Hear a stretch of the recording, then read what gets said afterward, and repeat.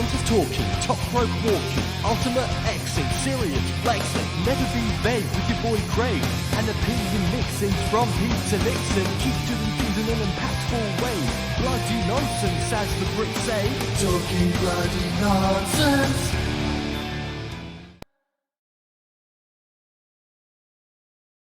Yes, it's me, it's the MIC Craig, aka Mr. Impact. Joined as always by the one and only Peter Nixon. This is Talking Bloody Nonsense right here on the TNA IW channel. It's a new week, it's a new Impact, but first things first. Nixon, how's it going? All good here, Tar. I think I might be as tired as you. I've been up since before 5 a.m. this morning. British summertime. Not any American times. I did a skydive today. My first jump was pretty amazing. But yeah, that's been my day in a nutshell. Yeah. I got the Hard to Kill DVD in the post today. Oh. Yeah. I thought I'd pick it up because, like we've spoke about on the podcast, probably the best Impact, certainly one of the best TNA / Impact pay-per-views ever. Yeah. So I wanted to own that.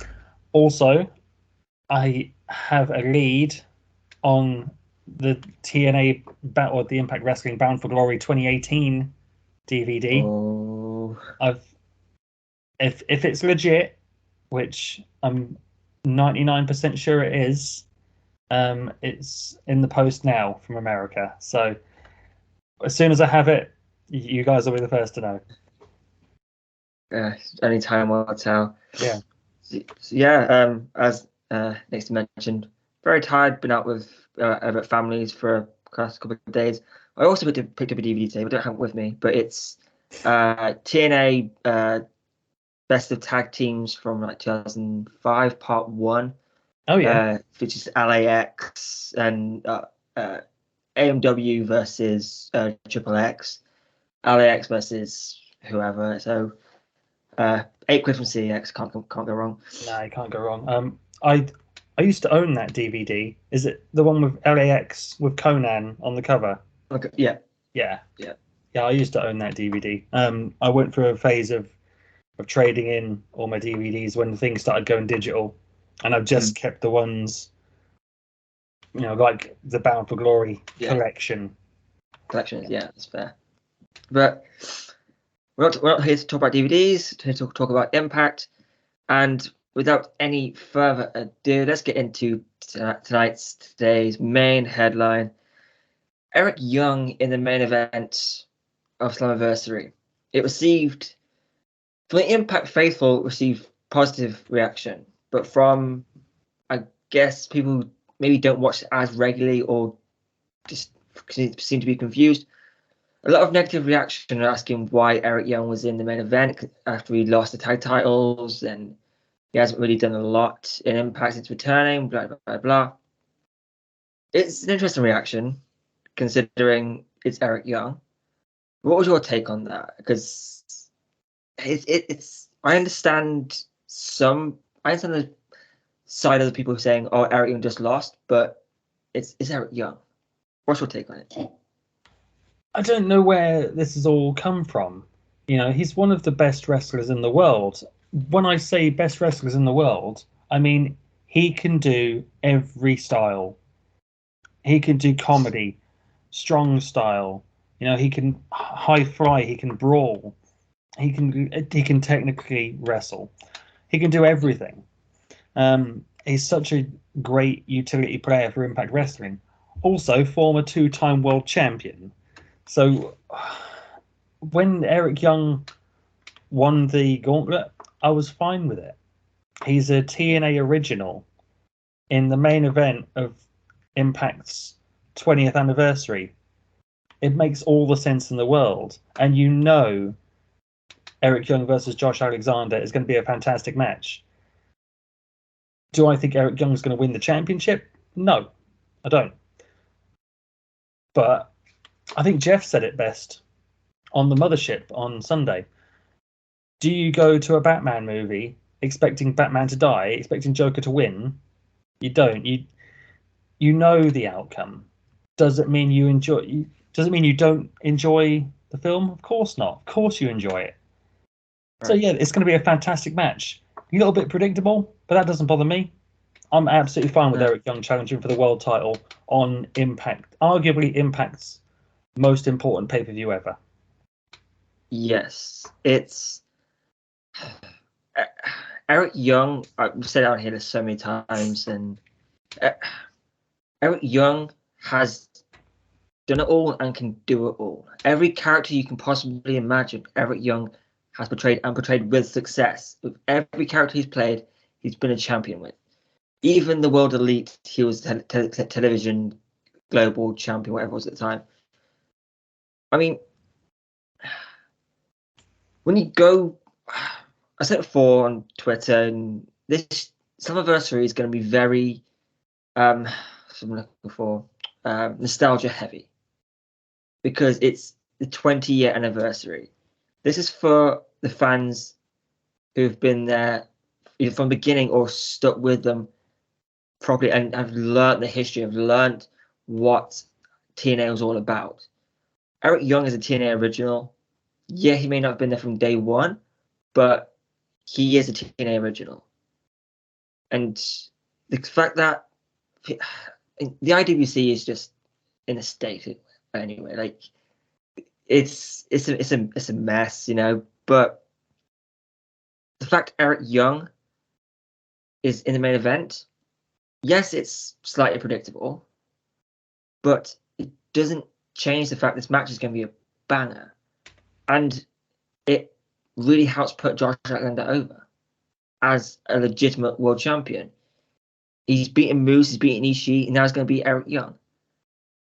That is one hell of a start to a world title reign, which, I mean, given enough time, and it could be one of the best world championships we've seen in a very long time.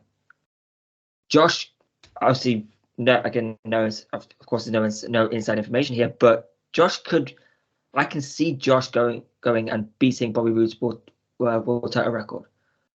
That is more than possible to me, because Josh is here for the long haul, and Eric Young putting Josh over in the main event of Impact's 20-year anniversary is huge and can only do good things for this world title reign. So this Slammiversary is like, Impact shouldn't really. People seem to think Impact might be catering to the casuals for Slammiversary, but it can't. They won't be catering to casual fans here, because it's going to be a nostalgia-based show. There's no way. This main event is going to be great. EY is phenomenal, and so is Josh. Put it this way: how long did ECW live for? You could say it started in 1992 with Eastern Championship Wrestling and finished in 2001. 9 years. WCW, when Ted Turner took over in 1998, and that transition from NWA to WCW, 1988 to 2001, that's 13 years. Impact Wrestling's been here for 20 years. And Eric Young debuted in 2004. So he's been, I know he went to WWE, but he's been with the company, apart from that, however, a 3 or 4 year WWE sojourn, he's been with the company for 18 years. Who on earth can say Eric Young doesn't deserve this opportunity? Right. That's the thing. Yes, he may have. Well, he didn't lose the tag team titles. He wasn't pinned to lose the tag team titles. So there's that way around it. But also, Violent by Design lost the tag titles to one of the best tag teams in the world, the Briscoes. That's hardly anything to be ashamed of. Precisely. And the whole point of a gauntlet for the gold, a gauntlet in general, is anyone can win. You don't have to be in form They don't have to have won every single match to win this. Exactly. need to- Your mate Shark Boy could have won it. Oh, we'll get into that in a bit. But it makes no sense to complain about something that hasn't happened yet. You know, if they put a title on EY, then yeah, it can be considered a mistake. But Impact have earned the benefit of the doubt with their booking. I've said it so many times, but they have, because it can seem like they're taking you one way and then completely take the other direction. It's happened on several occasions. You know, you look at Moose winning the world title, the reaction to that was really, really bad. The majority of the reactions was really, really, really bad. But look at where we are now. Moose had a great World Championship run. Even though it was short, it was still a memorable World Championship run. And plus, he was the champion for 6 months. It's not a short amount of time, really. But also, it elevated Josh. You know, the run that Josh had, you know, so many obstacles being put in front of him in order to get to Moose and the world title again. You know, Josh has cemented himself now as the tippy top guy in Impact Wrestling. So I was fine with it when it happened, and I think I was proven right when it transpired. Yeah. Impact, especially this regime, have earned the benefit of doubt because their booking, majority of the booking, I'd say 85 to 90% of the booking has been bang on. Like, yes, there's a few misplaced things you can consider, but Impact is the most consistently good product out there. You know, obviously every company has good and bad shows, but in terms of pay-per-views and specials, Impact has smashed it. Every show is easily an 8 out of 10, easily. So just let this stuff play out. You know, the mind games between Eric Young and Josh Alexander are going to be great. EY is going to make this the world title for you to remember, even if it only lasting a month, a month and half a month, whatever it is now. Just let this stuff play out because it's going to be great, and Slammiversary in general is going to be phenomenal just by what they've been out so far. You can't judge something before it's happened. Just take a breather, and Impact. It's a safe bet. Impact will knock this out of the park, and so will EY and Josh. It is as simple as that. They will do a great job, like we know they can, because Eric Young is one of the best. Exactly. You know, with regard to the criticism of the choice of opponent for Josh, people will criticize everything. You know, especially on Twitter. You know, there's so much negativity on social media these days. You think of Game of Thrones, for example. I don't know if you ever watched it. No, not one episode. I thought the final series was balls to the wall, and it was fantastic. Were there things I would have changed? Of course. But the reaction on social media to the final series was so negative that if you take it in the context, spoiler alert, if you take Game of Thrones as a redemption story from the start for the Stark family, then it makes sense the whole way through. Yeah. It annoyed me when people were negative about Game of Thrones, you know, the final series. But, you know, this is an Impact Wrestling podcast. Yeah. I think I've made my point anyway. You know, Yeah. People will be negative about anything. Yes, it's easy to moan about something online when it hasn't played out fully yet. So just let Impact do what they do, you know, and just enjoy it for what's going to happen. Enjoy the show. Enjoy the match. Yeah, it's gonna be good. These two aren't gonna let you down. So just enjoy what you're watching, enjoy Impact, because it's going to be a great pay-per-view. Just one of the very few matches they've announced so far. So chill your beans and wait and see. Chill your beans. So now I'll take it over. We'll bring it over to this side of the pond, and the former Authors of Pain, now the Legion of Pain, have announced the formation of their new wrestling promotion, and the debut show will be at the Nottingham Motorpoint Arena, which is an interesting take, and it will take place in 16 days. Which will be June 4th. And before we get into why, I just want to have a quick look at the roster they've announced so far. So you've got Adam Scherr, the former Braun Strowman, Alistair Overeem, who I'm not too familiar with. He's a UFC legend. This will be his first wrestling match, as far as I'm aware. Okay, he's a former UFC heavyweight champion. He fought Brock Lesnar. Oh, well, I'm a casual UFC fan. Like, Right. I'll watch it if there's like a big thing going on. Like I keep an eye on some on a few fighters. I wouldn't be surprised if casual wrestling fans don't know who he is, but to a mainstream audience, yeah, people know who Alistair Overeem is. Right. Well, there you go. Nia Jax is part of it. CJ Perry, the former Lana, is part of it. Samurai Del Sol, former Kalisto, Legion of Pain. Paul Ellering, Tennille Dashwood, Killer Cross, former Fandango, Demo Tardy, the former Mojo Rawley, Lindsay Dorado, Madison Rain, Jonah, Deonna Purrazzo, Blake and Macklin, Biff Busick, the former Oney Lorcan, No Way Jose, Mike Bennett, Chelsea Green. That's a good roster. I'll give them that.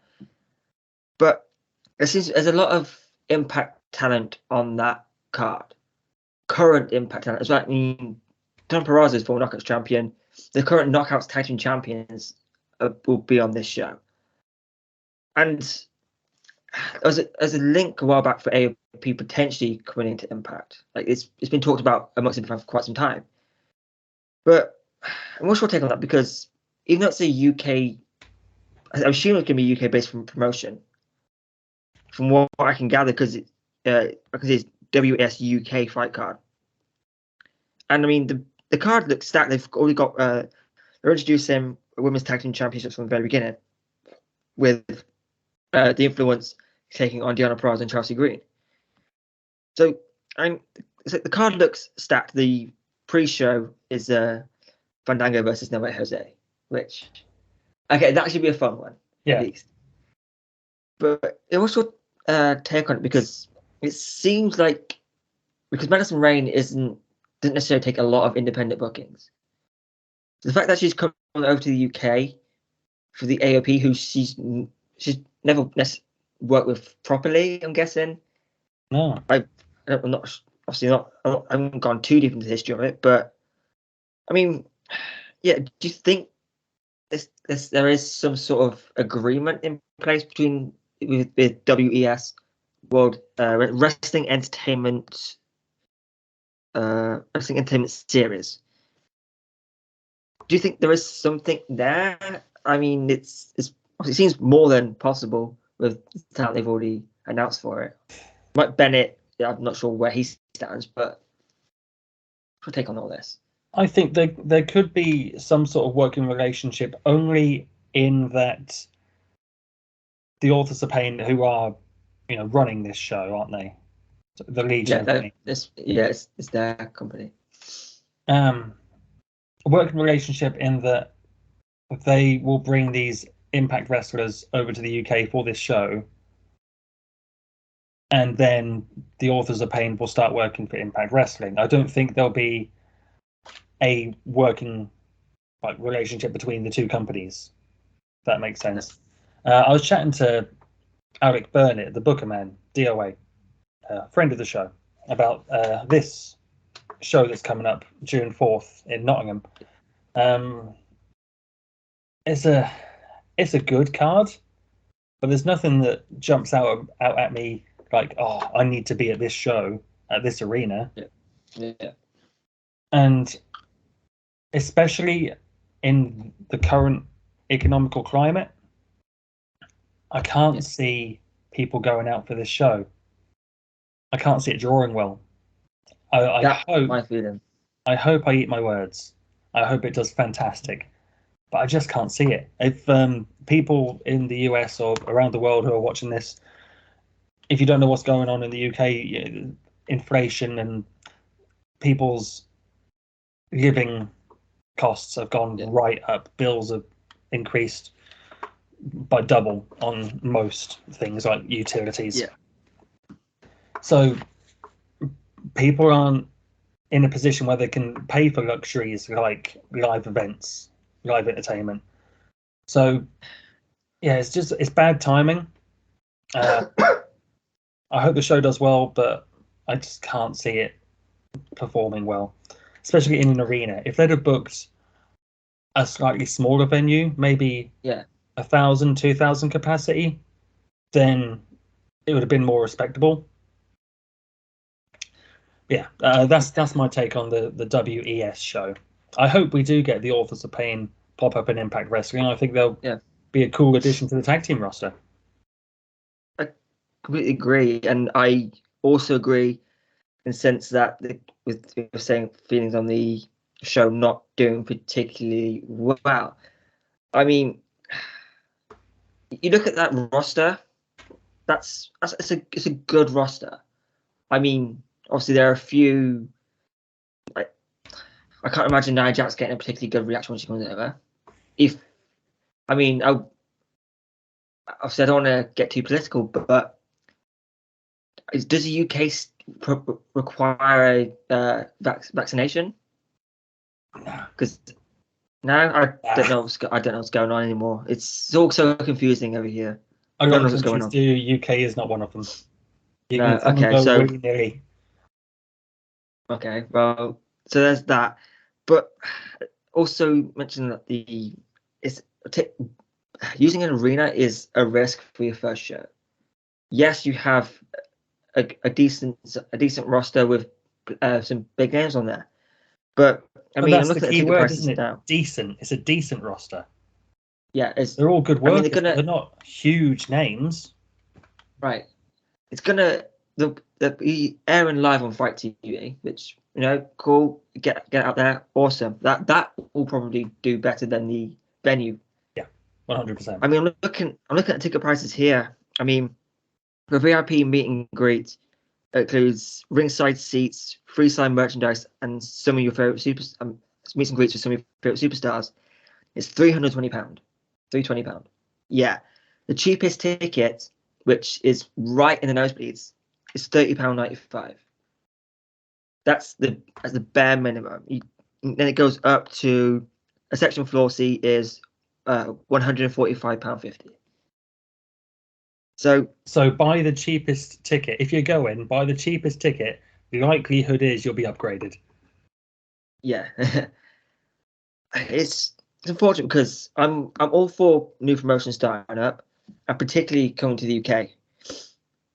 But there's no local talent on there, which I think could have not a lot of people, but it could affect some UK fans going, especially if because again the roster is good.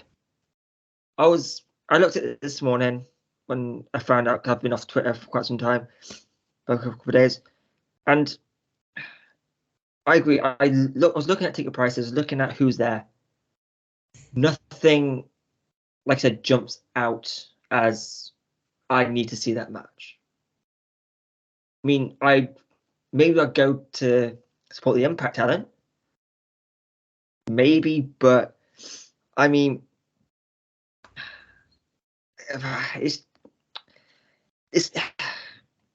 there's some great talent that I'm happy to see an Impact, but most of them have been in Impact already. There's also when it was announced in our in the TNIW chat, there was talk amongst us about what if this is leading to potentially Impact coming over to the UK. Now, I don't know. I know there were plans in place 3 years ago, but obviously COVID really hit and plans changed, which was the case for a lot of companies. I mean, they've had press conferences here and media days here with Eric Young, D'Lo Brown.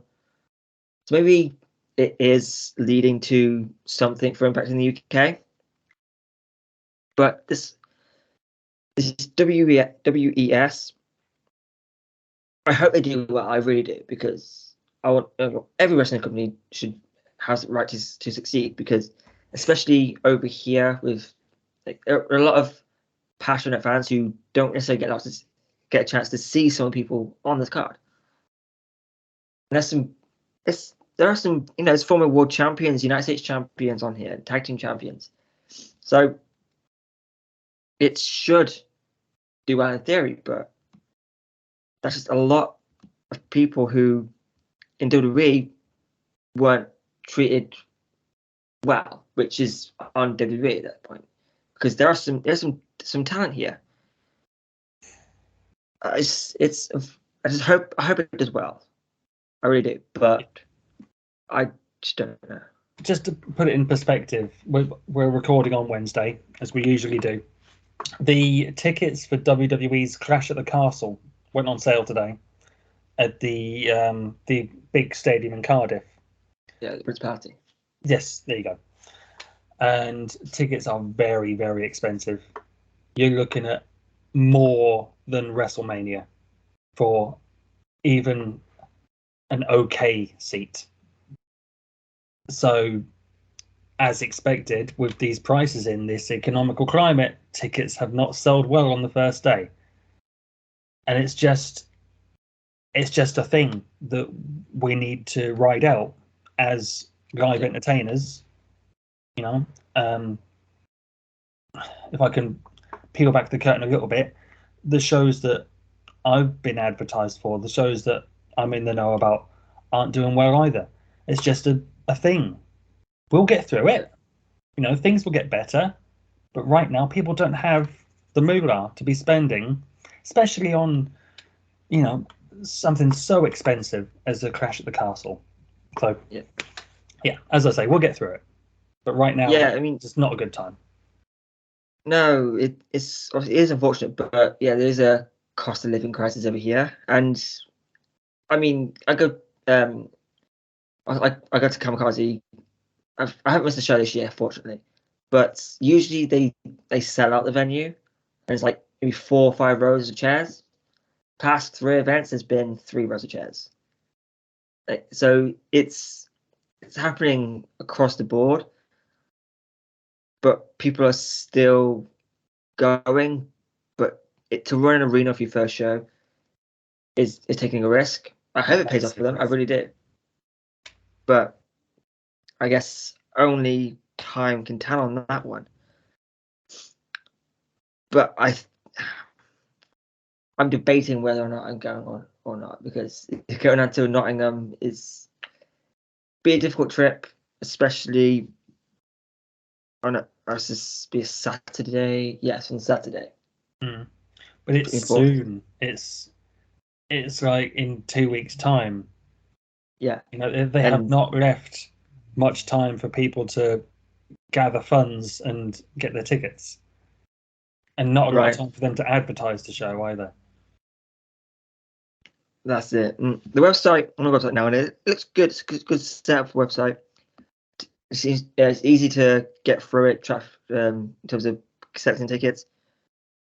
But like I said, I think the buy rate on Fight might do better than the live ticket sales. Exactly. I hope I'm wrong. I really do. I will watch the show, but I can't justify going. No. I mean, it was such short notice. I've done the rota. I've done the rota for the pub. I can't now book that Saturday off. Yeah, booked in for work, and yeah, I can't really justify it because my niece's birthday the day after. So it just, I mean, I hope I'm wrong, and I will order the pay-per-view. And if I like what I see, maybe I'll go to the next show. Yeah. I think that's where a lot of people lie at the minute. But I hope everything goes well for them, and I do hope we do get a Legion of Pain, an Impact with Paul Ellering. Let's book it, do it, let's have it.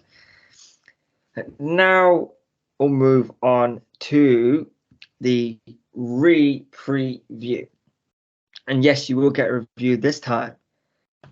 And we'll start with the review. We started off last week's Impact X Division action of Kenny King defeating Chris Bay, who in an unprecedented Ultimate X qualifying match for Slammiversary.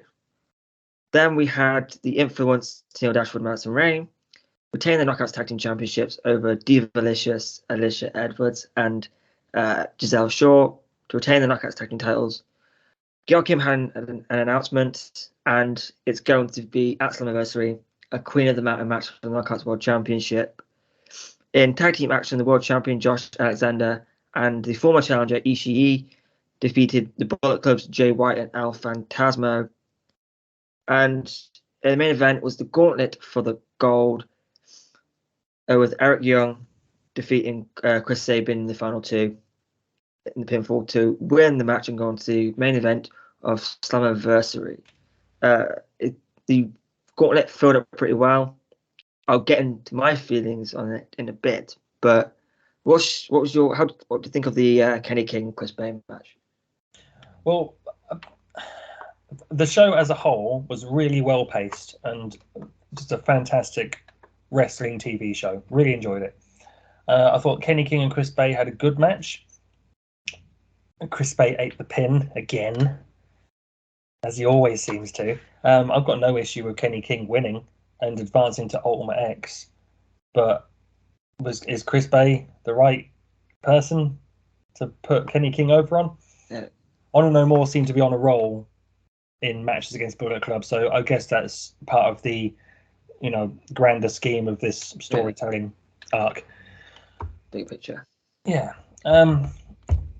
Ultimate X again. Yeah. How do you feel about it? Okay, as long as it's a fresh Ultimate X. Like, obviously, we've seen it twice this year already. I've seen it for a third time. I mean, if they must have known they're going to do an Ultimate X Slammiversary, so I don't. It's confusing why they did one at the multiverse of matches when they could have just done a different match with someone from another promotion, maybe for the X Division title. So I'm okay with it because I know it's gonna be a good match, and as long as it's fresh, like we haven't seen Chris Bay, Kenny King versus Ace Austin, so let's see how it plays out and how the rest of the lineup fills up. Yeah, I mean they could bring back some people from TNA's past to put in there, which would be really cool. You can say Kenny King is a member of TNA's past, a former X Division champion, beating Rob Van Dam to win the title. So maybe that's what they're going to do with this Ultimate X match. Ace Austin has to go through TNA's past to become TNA's present. I mean, the next, obviously, we'll get into the preview in a bit, but the next qualifier is Laredo Kid versus People Back Bailey. Oh, yeah. So maybe not, but also, it seems like no spoilers here, but they're out there if you want to check them out. But it seems like Impacts are going to the people who were supposed to be on the TNA show at WrestleMania weekend a couple years ago. So maybe this is where we get Amazing Red. maybe. That I'm down for that. Yeah, I think that would be great. I mean, I'm sure they must have agreed on something where Red will fulfill that date, fill that slot for Impact. I know is he the booker or producer at House of Glory? He's a big part of it. I think he might be the trainer at the academy. Yeah. You mentioned Amazing Red. So, on a Thursday on Access TV, it's basically Impact Wrestling Day.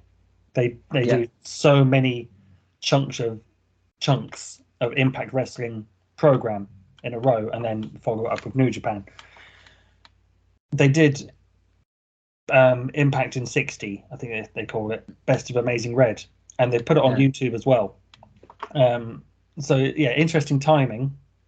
So maybe you're right. Maybe we do get Amazing Red for the Slammiversary, which would be incredible. I mean, give me that Ultimate X, just those three.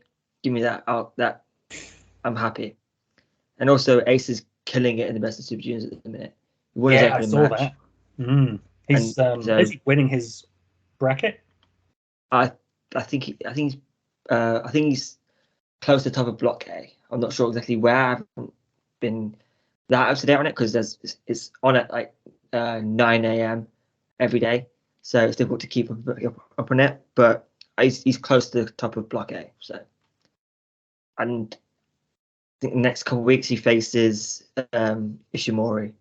Yeah. So I'll be checking that one out for sure. I think his next match is against Yoshinobu Kanemaru, Pro Wrestling Noah legend. So yeah, here's a match for you to watch, a bit of an obscure one from Noah's 5th anniversary show. It's called Destiny in Tokyo Dome, 2004. Yoshinobu Kanemaru versus Kenta for the GHC Junior Heavyweight Championship. It's probably on YouTube somewhere. But hell of a match. I have to see if I watch. I think then. Big fan of Kenta. So, then we had the Knockouts World Tag Titles. Influence defeat Alicia and Giselle. But I liked it. I thought it was a really good match for Alicia and Giselle, who haven't teamed up, and also give a different look on than just having the same teams.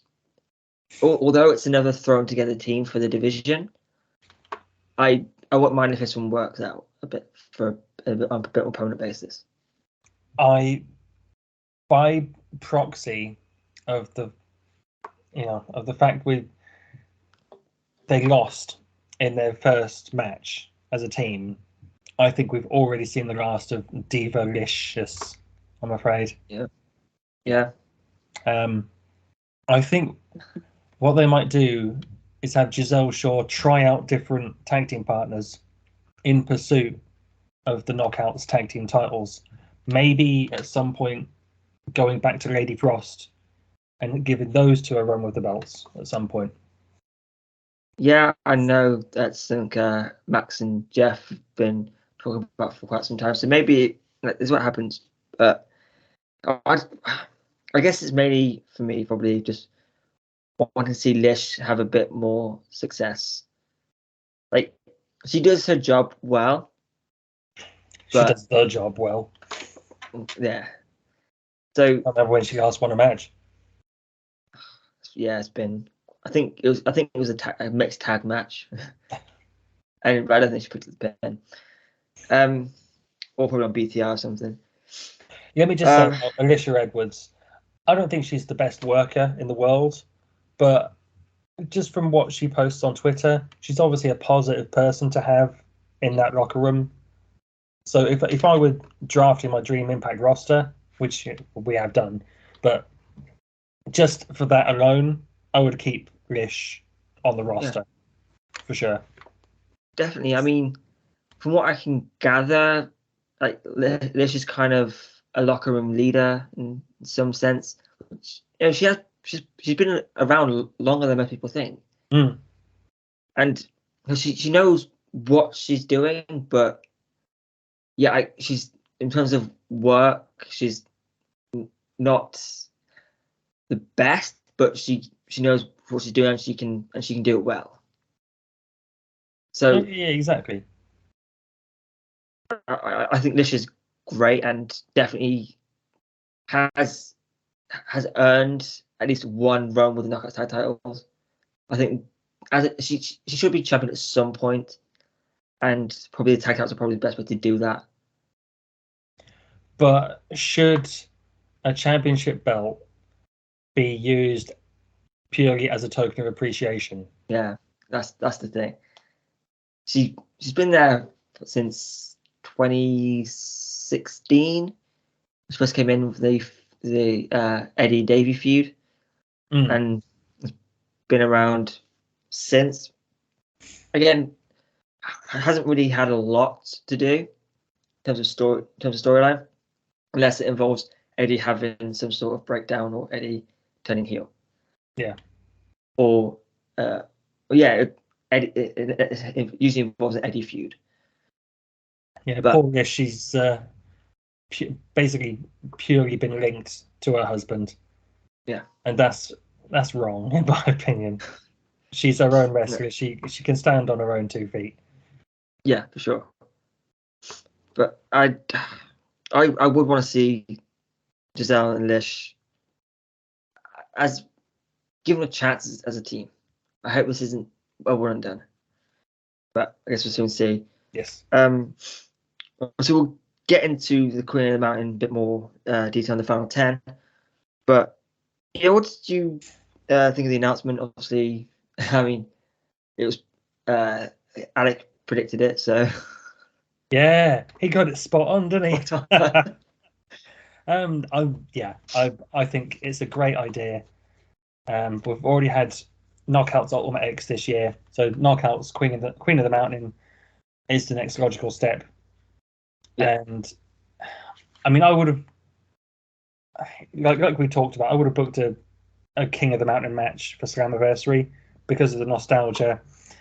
But to do Queen of the Mountain instead, I think is just perfect. Yes. It's exactly the right decision. I think the lineup for it is tremendous. You've got 3 villains and 2 babyface. I guess Deonna, is she transitioning? We don't know. Yeah. Chelsea Green is obviously a villain. Tasha, the champion, is a villain. But then you've got Mia Yim and Jordan Grace. Realistically, any one of these women can walk out as champion, and it wouldn't offend me if any of them won. I think I can't see Tasha leaving with the championship. No. Bold statement. I think she loses at Slammiversary, but yeah, any one of those women can be champion right now. Yeah, I mean, in terms of, okay, I'm just a bit confused why Chelsea Green's in this match. If going off, there's been a lot of opportunities for Chelsea Green, and I don't think she's competed that much since return. It's mainly been around the major players. But yeah, I mean, I see what you mean, but she's a big name and she deserves to be on the pay-per-view. I'm just a bit confused how Chelsea's in this match when she's been injured the last few weeks. Obviously, not her fault by any means. But I thought that was a work, the wrist thing. Was it? Yeah, I'm certain it was work.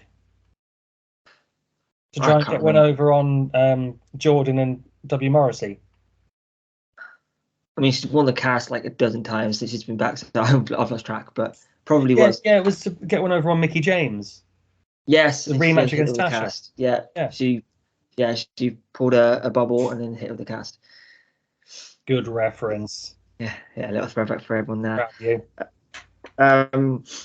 So we'll go to Josh Alexander and Ishii versus Jay White and ELP of Bullet Club.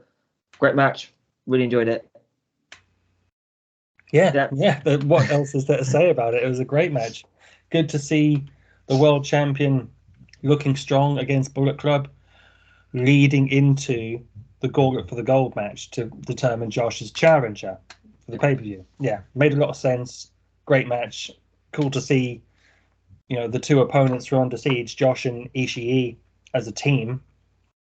After, it's usually, that wrestling cliche of the two challengers or opponents teaming together. How can they coexist? It's cool to see them teaming after the match they've had. Bit different, and I thought that was really cool. Yeah, and also Jay White and ELP are just great. Yeah, was that the first time they've ever teamed? I reckon so. In a two-man tag. Yeah, certainly an Impact. But I'm obviously not. I don't keep too close eye on New Japan. But I'm feeling Tom Hannafin said it was the first time they've teamed as a tag team. Yeah. Yeah, I can see that. Good chemistry. I'll go to the Gauntlet for the Gold. Started off with Alex Shelley. This is Chris Sabin. Great. Then everyone else came in, and then Shark Boy popped up. And obviously, if you watch the pod, if you listen to the pod, if you listen and watch the Mothership, I'm not a big Shark Boy fan, and obviously I won't get into it again. But and whilst everyone was chanting and popping on social media and in the crowd, I was like, get him out. I couldn't. I wanted to enjoy it, but the TNA pop. No, why Shark Boy? Why not Shark Boy? I mean, my mentions kind of blew up a little bit on Twitter after that. I wonder why. But apart from that little dip there, I liked it. I like a Gauntlet, and we obviously went into it in detail on the main headline. But my winning was good. Sabin starting off at number one. Well, I mean, also technically Shelley started at number one as well, which is the whole thing. But yeah, Chris Sabin starting at number one and lasting the whole Gauntlet. Only being pinned at the end by Eric Young was really cool way to showcase Chris Sabin. He's, I guess you could say Josh is the Iron Man or the workhorse of the company, but Chris Sabin is, the guy in the shadows doing all the work, really, isn't he? Yeah. So that was Impact this week. And before we take you to the preview of this week's Impact, let's take a look at where everyone ranked in the power rankings from last week. It's time for those power rankings.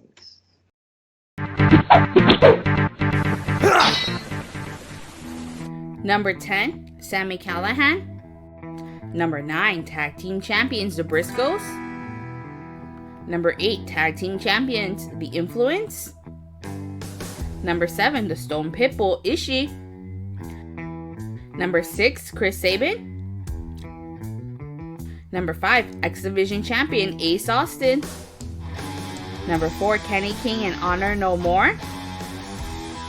Number 3, World Champion, Tasha Steeles. Number 2, number 1 contender, VBD's Eric Young. Number 1, World Champion, Josh Alexander.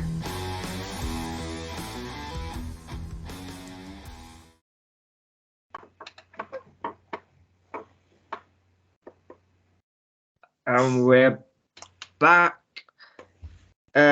Agree, disagree, let us know. If you want to be part of the Power Rankings Committee, contact at ButtonMacklin11 on Twitter, and we'll get you in the Rankings Committee so you can have your say. But now it's time for the preview part of the re-preview. And we go in, which was what I assume will be the main event. In the rematch for the World Tag Team Championships, it's the Briscoes, the Tag Team Champions, going up against the former champions in Valor by Design of Joe Doran and Cody Deaner. Then we have in a preview of sorts of the Queen of the Mountain match. We have the Knockouts World Champion Tasha Steeles teaming with Savannah Evans and Deonna Purrazzo take on Jordan Grace, the AAA Reigns of Reigns champion Taya Valkyrie, and then returning Mia Yim in 6 knockout tag team action. Then we have another tag team match of OGK, Matt Bennett and Matt Taven taking on the Good Brothers, Carl Anderson and Doc Gallows. And as mentioned previously, in an Ultimate X qualifying match, we have Laredo Kid taking on Speedball Mike Bailey. What are you looking forward to, and how do you think the show could go tonight? Another fantastic lineup. We say it every week. I'm looking forward to every single thing on this show. I think the Briscoes and VBD, their match at Under Siege was so good. I'm looking forward to seeing a different combination of VBD against the Briscoes, especially in the main event. I think that'll be fantastic. Good Brothers and OGK will be tremendous. I really like OGK. If you haven't been able to tell, I'm a big OGK fan. Not the biggest fan of the Good Brothers, but I think OGK will bring something different out of the Good Brothers, and I think that'll be a really cool match. Laredo Kid and Speedball Mike Bailey, it's going to be a banger. A couple of days ago, I watched the WrestleCon Super Show from Dallas in April, and the first match on the show was Speedball Mike Bailey versus Bandido. Oh my God, hell of a match. Yeah. If you haven't seen it, there's another one for you to check out. And then the 6 knockout tag, that's going to be a lot of fun. And a cool preview of Queen of the Mountain. Weird that Taya isn't in the Queen of the Mountain match. Maybe they've got other plans for her on the show. Yeah, that's my thinking. Yeah, well, I'd be interested to see what they do with Taya, because unless she's got some other commitment, you've got to have her on the pay-per-view. Yeah. Sure.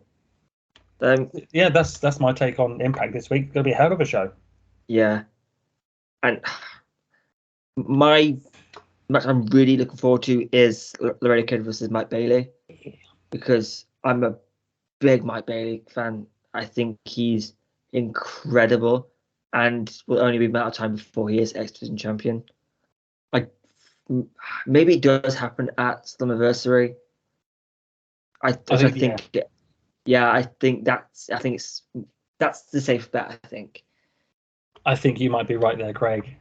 Yeah, I really want to, because Speedball he started off with good reactions when Hard to Kill. But then since then, every match he's had, his reactions built, and when he wins that title, he will be super over most Impact fans. He already is online. Mm-hmm. He's online over. He's Twitter over. But also, the people that come to Slammiversary are going to be Impact Wrestling fans. They're going to be the Impact faithful that have been watching for a number of years, and they've come to celebrate Impact Wrestling's 20th birthday. So, absolutely.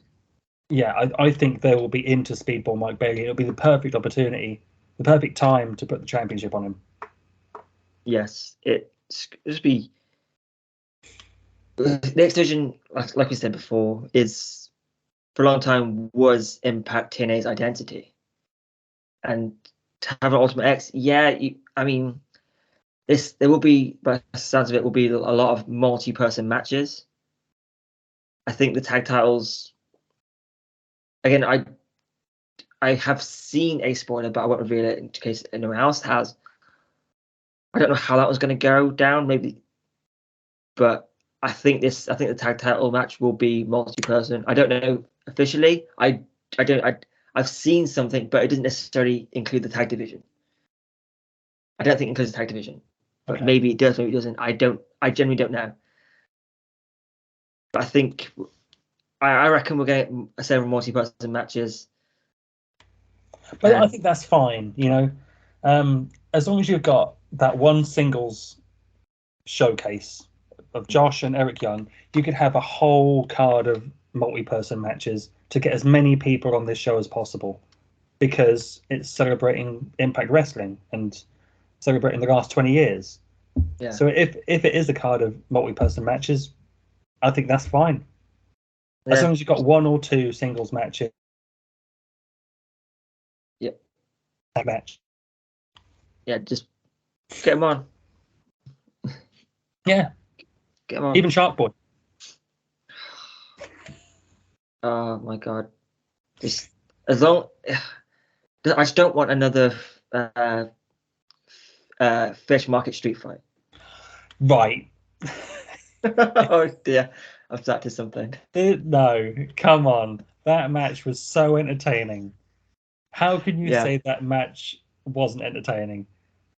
And the match is on YouTube. Another Yes. one for people to check out.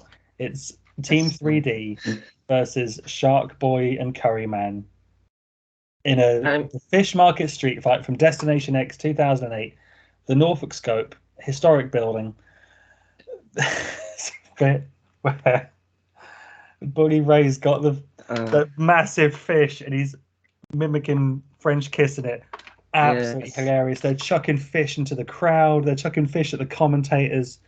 Oh my god, it's just brilliant. Yes, yes. I'm gonna go I'll watch it give after that. we've finished recording. Yes.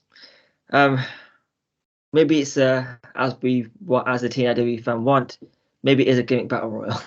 Reverse gimmick battle royal. Yeah. So that's Impact for this week. Knockouts tag action, tag team title action, more tag action, and a banging X Division match. What's not to like on that card? Mm-hmm. And of course, there's about to be other stuff you're gonna like. BTI is Zicky Dice versus Crazy Steve. Which should be fun. Dice. Please be Zicky Dice. But yeah, that's that. Now let's take a walk over to the final 10. I did it again. Oh. I knocked my unit again. I need to stop doing that. If you tuned in last week, you saw we gave our early predictions, early wish list for Slammiversary. Now, of course, 3 matches have been announced for Slammiversary coming up on June 19th, live on Fight TV and at the Nashville Fairgrounds. We have Queen of the Mountain, Tasha Steele, Chelsea Green, Deanna Purrazzo, Jordan Grace, and Mia Yim. Ultimate X so far, including Ace Austin and Kenny King, and Josh Alexander versus Eric Young in the main event for the World Championship. Obviously, we went into a bit on. We discussed it a little bit in the on the review. Queen of the Mountain. It is interesting that Ty isn't in this one. I thought when I go through the who's in the match, it makes sense to me until I come to Chelsea Green. Tasha Steele obviously has to be in it, Knockouts World Champion. Donna Purrazzo has just lost her titles and wants to get back the glory. I can see that. Jordan Grace is Jordan Grace. You know, she was in Ultimate X before. She's from DMC. Mia Yim just returning, wants to get that pop. I get it. Chelsea Green, it just confuses me. I know I'm not a big Chelsea Green fan, but this isn't necessarily to do with that. It's more, she had quite a few opportunities, and I don't know. Yeah, several opportunities, and like when you obviously I know Gail said that everyone in it is a former Knockouts World Champion, but Chelsea Green's reign wasn't exactly memorable. I'm trying to think of who else I could have put in there. Entire immediately springs to mind, but I know Tara was at the last set of tapings in Florida, but I don't know if she carries on from there. I hope so, but as for Chelsea Green, I don't know. It's really confusing me. Yeah, I mean, I'm not that bothered really that she's in the match. I don't think she's going to leave as the champion. No. I think Tasha will lose the championship in this match. You can rebuild her. She will at least have been a former champion, you can always slot her into a title program going forward. You know, she's got that automatic rematch clause, blah blah blah. I think because it's Slammiversary, because it's Queen of the Mountain, a babyface needs to win. So you've got Mia Yim or Jordan Grace. Mia Yim, it would make sense because she's just come back. She's got a lot of positive momentum. I heard that she signed a 6-month contract with the expectation that, you know, she can renew after that 6 months. Yeah. But if she has other opportunities after that 6 months, then you got to put the title on her early and then get it off her in 5 months' time. I've been saying for the last several years, Jordan Grace is one of the best wrestlers in the world. And there's no one better, in my mind, that could represent the Impact Knockouts Championship and the division itself better than Jordan Grace. So I think she will be my prediction when we get to it. I can see that. As for Mia Yim, from what I've seen, she signed up until Bound for Glory. But I guess we'll see how it goes. Impact are known for these paper appearance deals. So it doesn't necessarily mean she's not going to be there after Bound for Glory. But see, I could have sworn there were 6 people in this match. But obviously there is only 5, unless I'm just... Historically, there's always been 5 people in King of the Mountain. It just... I could have sworn again, not 6, but maybe I was just get a bit confused with Taya being in this upcoming Knockouts tag match. Yeah. Also, then we have the Ultimate X, which we didn't predict. But it is happening. And obviously, Mike Bailey was originally supposed to be in the Ultimate X at Multiverse of Matches until they remembered that they're going to be putting him in the Triple Threat at Hard to Kill. So, do you think... What's your take on Ultimate X? We didn't really cover it that much because it's... We didn't predict it, but it's happening. Yeah, like we said, I think we've already had 2 this year. I don't think we need one this soon again. But, you know, we're not booking the shows. We're just watching them. And you know it's going to be entertaining. So, yeah, I'm absolutely fine with there being an Ultimate X match on the pay-per-view. Because you know it's going to be action-packed, X Division, you know. You can't really ask for more than that. Yeah. And again, much like Queen of the Mountain, I do not expect Ace Austin to retain the championship. No. I think Speedball takes it, assuming he gets through Laredo Kid tonight. It's Speedball's time, and Laredo Kid is excellent and also has a place in this match. But I feel like it's going to Speedball on this one, and we'll have a new X Division champion in Speedball Mike Bailey. Obviously, again, we covered it in the main headline. Josh and EY. There's not much more to say on it. It's going to be a great match, but just let stuff play out and just enjoy what's going to happen. Yeah, 100%. Not much more we can say on that. So far, that's like a great pay-per-view, and a lot of people have already seemed to be ordering it on Fight. This is great, and tickets seem to be going pretty well. So I just think, I know a lot of some people had an issue with it being at the fairgrounds, thinking Impact should have gone for a bigger size venue. Yeah, I'm one of those people. Yeah. I'm all for the fairgrounds. I think, it's not exactly massive by any means, but like I said, it's be nostalgia heavy. Yeah. And I think Homecoming a few years ago looked great. Yeah, you're right. So, I mean, yeah, would I like seeing them Impact in a bigger venue? Absolutely, but I like the fairgrounds. Well, there's another big show coming to the Nashville Flair grounds this year, isn't there?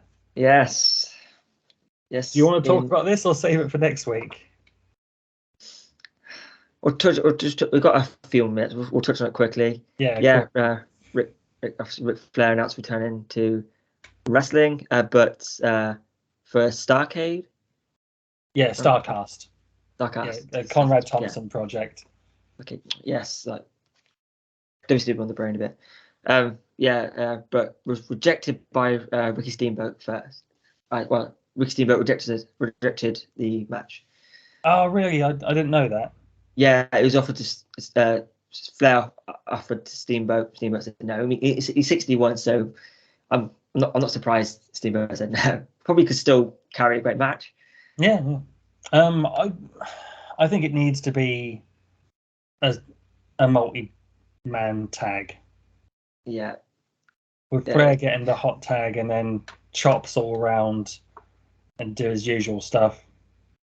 Yeah. It'd be interesting to see what they do on this one. Yeah.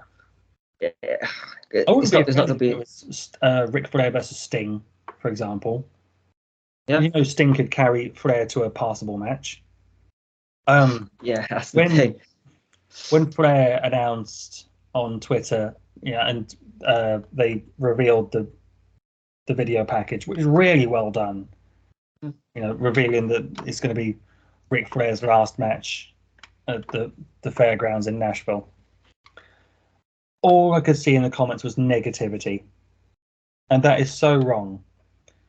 Because everyone has seen the videos of Ric Flair training with Jay Lethal. You know he's going to be ready for the match, and even if he does the bare minimum, it's Ric Flair. He's arguably the best ever. Yeah. And Conrad Thompson's booking brain, the show is going to be phenomenal. And the people they're going to bring in for Starcast, it's just going to be crazy. If I had the exposable funds and the amount of holiday, I would go. Yeah. But take that one. That's not really an option right now. I will certainly be watching that show live. Yes, for sure. That's fair. I mean, I'll check it out for definite, because more for curiosity than anything else. Full disclosure, I've never been a massive Ric Flair guy, but I didn't start watching wrestling until like 2000. And first show I ever watched was I think it was the Raw after the first Elimination Chamber. Shawn Michaels won the world title. Oh, okay, 2002. Yeah, so I did see, first person I saw was Ric Flair. It was having to go Coachman or Bischoff or someone in the car parking lot. So it's during evolution time. So I'm familiar with Ric Flair. Obviously, I've seen all the matches you need to see for Ric Flair. So I'll check it out, see what happens. But on that note, I think we'll wrap it up, call it a pod, and just, of course, follow us here, there, everywhere: Facebook, Twitter, YouTube, Spotify, wherever you podcast. So go check out Jeff and Max every Sunday at 8 p.m. Eastern, 1 a.m. UK time. LOL Trina, every episode is available on YouTube. Go check it out. Funny. Of course, every Monday, Go Power Rankings with Bert and Tatia. Get more of a in-depth look at the power rankings that you just saw on here. They give their thoughts and feelings on who's in the rankings and who should be where. It's a nice, concise show. And I think, yeah, it's a fun little watch. I think people should be checking it out. Yeah, 5 minutes, 5 to 10 minutes each week. Just a nice little in-depth look at what's going on with the power rankings. TBN chats with Simon Hill dropping very soon, so keep your eyes peeled for that one. Fun chat, great guest, and definitely one you should give a watch. Someone who's very passionate about what he does, and it was a fun time. Of course, any guests you want to see on TBN chats, let us know, and we'll do our absolute best to get them on. Although we have compiled quite a list already, so keep an eye out for any upcoming. But with that, I've been the MIC, the Nixon, and will continue to be Nixon. Until next time, goodbye, my friends.